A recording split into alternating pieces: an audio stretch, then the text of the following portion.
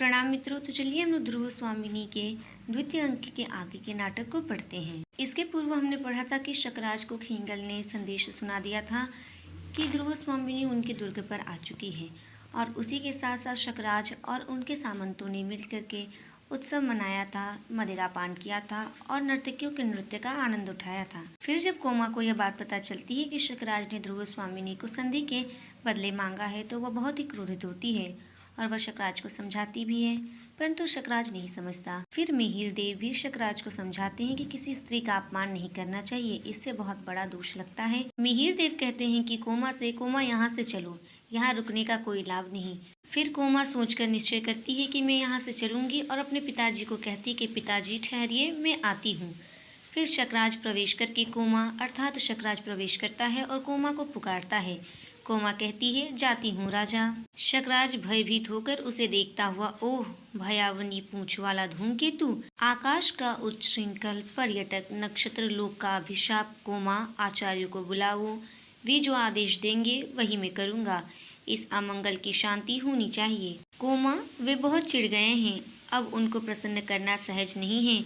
वे मुझे अपने साथ लिवा जाने के लिए मेरी प्रतीक्षा करते होंगे। फिर शकराज कहते हैं, कोमा पिताजी के साथ?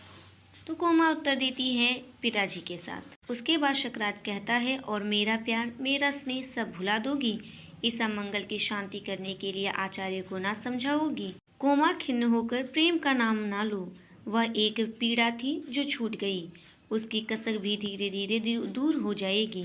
राजा, मैं तुम्हें प्यार नहीं करती, मैं तो दर्प से दीप्त तुम्हारी महत्वमयी पुरुष मूर्ति की पुजारिन थी, जिसमें पृथ्वी पर अपने पैरों से खड़े रहने की दृढ़ता थी। इस स्वार्थ मलिन कुलिश से भरी मूर्ति से मेरा परिचित नहीं।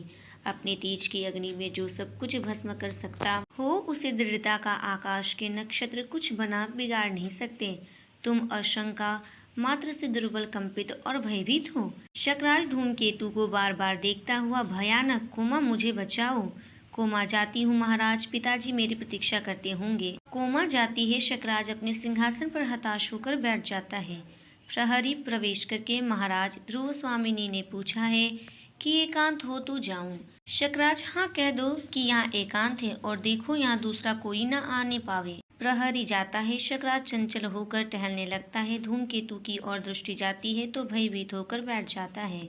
शकराज, तो इसका कोई उपाय नहीं, न जाने क्यों मेरा हृदय घबरा रहा है।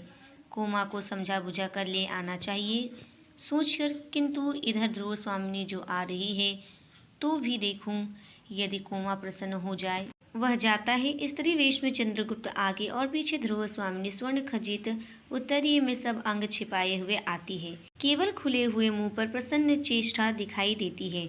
चंद्रगुप्त, तुम आज कितनी प्रसन्न हो? ध्रुव स्वामिनी, और तुम क्या नहीं? चंद्रगुप्त, मेरे जीवन निशीथ का ध्रुव नक्षत्र इस घोर अंधकार में अपनी स्थिर उज्ज्वलता में चमक रहा है। आज महोत्सव है ना? ध्रुव स्वामिनी, लौट जाओ। इस तुच्छ नारी जीवन के लिए इतने महान उत्सर्ग की आवश्यकता नहीं। चंद्रगुप्त, देवी, यह तुम्हारा क्षणिक मोह है, मेरी परीक्षा ना लो।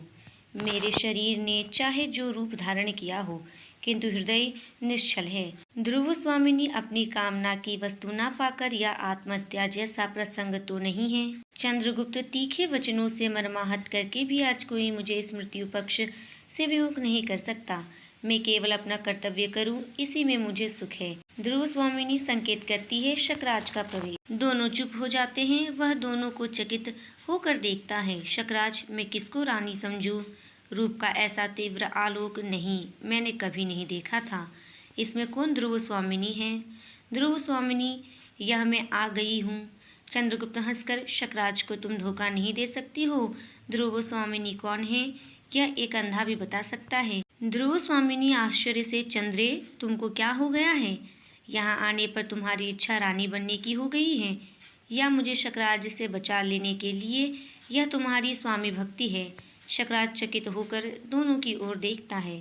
चंद्रगुप्त, कौन जाने तुम ही ऐसा कर रही हो। ध्रुव स्वामिनी, चंद्रे, तुम मुझे दोनों ओर से नष्ट ना करो। यहाँ से लौट जाने पर भी क्या मैं गुप्तकुल के अंतःपुर में रह पाऊंगी? चंद्रगुप्त, चंद्रे कहकर मुझको पुकारने से क्या तात्पर्य है? यह अच्छा झगड़ा तुमने फैलाया, इसलिए मैंने एकांत में मिलने की प्रार्थना की थी। ध्रुव स्वामिनी, तो क्या मैं यहाँ भी चली जाऊंगी? शकराज, ठहरो, दोनों को ध्यान से देखता हुआ, क्या चिंता यदि मैं दोनों को ही रानी समझ लूं? ध्रुव स्वामिनी, चंद्रगुप्त है। इस प्रकार ध्रुव स्वामिनी और चंद्रगुप्त शकराज को भ्रमित करते हैं। तब शकराज कहता है, इसमें क्या ही चिंता है यदि मैंने दोनों को रानी समझ लिया तो? तब जाकर चंद्रगुप्त कहता है, किसमें चिंता है शकराज? क्यों, इसमें क्या बुरी बात है? चंद्रगुप्त, जी नहीं, यह नहीं हो सकता। ध्रुव स्वामिनी, कौन है? पहले इसका निर्णय होना चाहिए। ध्रुव स्वामिनी क्रोध से, चंद्रे, मेरे भाग्य के आकाश में धूमकेतु सी अपनी गति बंद करो। शकराज धूमकेतु की ओर देखकर भयभीत सा, ओह भयानक, व्यग्र भाव से टहलने लगता है। चंद्रगुप्त शकराज की पीठ पर हाथ रखकर, सुनिए। ध्रुव स्वामिनी, चंद्रे। चंद्रगुप्त, इस धमकी से कोई लाभ नहीं। ध्रुव स्वामिनी, तो फिर मेरा और तुम्हारा जीवन मरण साथ ही होगा। चंद्रगुप्त, तो डरता कौन है? दोनों ही शीघ्र कटार निकाल लेते हैं। शकराज घबरा कर, है यह क्या? तुम लोग क्या कर रहे हो? ठहरो, आचार्य ने ठीक कहा है, आज शुभ मुहूर्त नहीं। मैं कल विश्वसनीय व्यक्ति को बुलाकर इसका निश्चय कर लूंगा। आज तुम लोग विश्राम करो। ध्रुव स्वामिनी, नहीं, इसका निश्चय तो आज ही होना चाहिए। शकराज बीच में खड़ा होकर, मैं कहता हूँ ना। चंद्रगुप्त, वाह रे कहने वाले। ध्रुव स्वामिनी मानो चंद्रगुप्त के आक्रमण से भयभीत होकर पीछे हटती है और तूर्यनाद करती है। शकराज आश्चर्य से उसे सुनता हुआ सहसा घूमकर चंद्रगुप्त का हाथ पकड़ लेता है। ध्रुव स्वामिनी झटके से चंद्रगुप्त का उत्तरीय खींच देती है और चंद्रगुप्त हाथ छुड़ाकर शकराज को घेर लेता है। शकराज चकित सा, यह तुम कौन प्रवचक? चंद्रगुप्त, मैं हूँ चंद्रगुप्त, तुम्हारा काल। मैं अकेला आया हूँ तुम्हारी वीरता की परीक्षा लेने, सावधान। शकराज भी कटार निकालकर युद्ध के लिए अग्रसर होता है। युद्ध और शकराज की मृत्यु। बाहर दुर्ग में कोलाहल, ध्रुव स्वामिनी की जय का हल्ला मचाते हुए रक्तारक्त कलेवर, सामंत कुमारों का प्रवेश, ध्रुव स्वामिनी और चंद्रगुप्त को घेरकर संवेद स्वर से ध्रुव स्वामिनी की जय हो, अर्थात शकराज की मृत्यु के पश्चात द्वितीय अंक समाप्त होता है। इस नाटक के तृतीय अंक को हम लोग अगले वीडियो में पढ़ेंगे। तब तक के लिए धन्यवाद।